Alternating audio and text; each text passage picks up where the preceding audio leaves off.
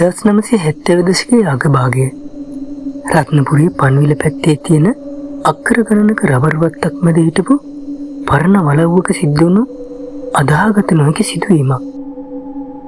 මේ වලව්වේ මුරකරු විදිහට වැඩ කළේ ගුණපාල. අවුරුදු 50ක් විතර මිනිස්සෙක්. ඉදා මහා මූසල පොයේ දවසක්. හඳ පායලා තිබුණත් මුළු වලව්ව වටේම ගුප්ත අඳුරක් පැතිරෙමින් තිබුණා.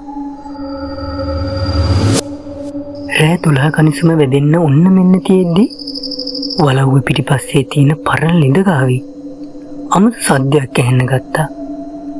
හරියට කවුරු හරි මස් කෑල්ලක් පොළවේ ගහනවා වගේ.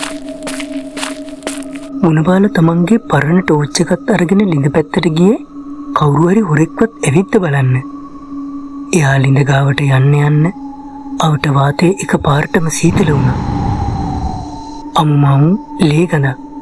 හරියට මස් කඩයක් තියනවා වගේ තද ලේ ගඳක් මුළු වත්ත පුරාම පැතිරෙන්න ගත්තා. කවුද උතන? ගුණපාල බෙවුල නාඩින් නැසුවා. එක පාරටම ටෝච් එළිය වැදුනේ ළිඳායනේ තිබුණු ලොකු නුග ගහ මුලට. එතන හිටියේ මිනිස්සෙක් නෙවෙයි. අඟල් 10ක් විතර උස ඇඟ පුරාම රතු පාට ලේ තැවරුණු මස් වැදල්ලක් වගේ පෙනුන කුරු මිනිස්සෙක්.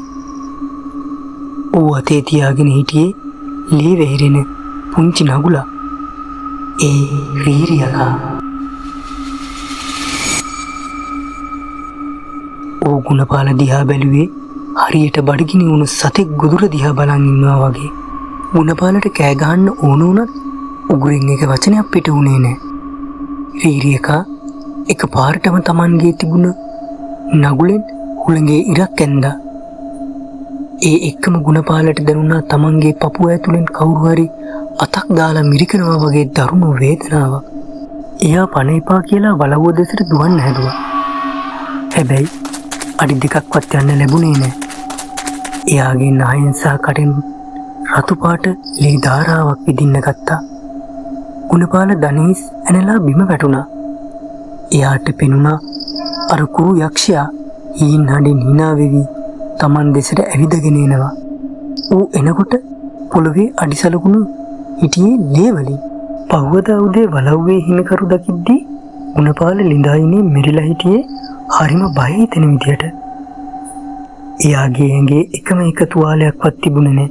හැබැයි පුදුමේ කියන්නේ පිරිණු ශරීරයක් තිබුණු ගුණපාලගේ ඇඟ හරියට වියලි කරවලයක් වගේ ඇකිලිලා ගිහින් එයාගේ ඇඟේ තිබුණු එකම ලේ බිඳුවක්වත් ඉතිරි වෙලා තිබුණේ නැහැ.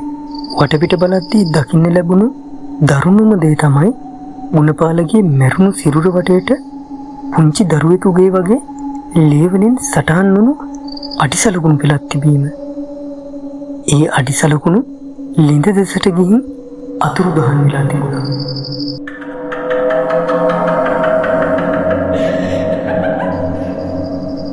අදටත් ඒ පන්විල පැත්තේ අය රෑ 12ට ළිඳ ගාවට යන්න බයයි. මොකද රීරියකා Tamanගේ ලේ පිපාසය සංසිඳවා ගන්න අලුත් මුකුදුරක් සොයමින් සැරිසරනවා.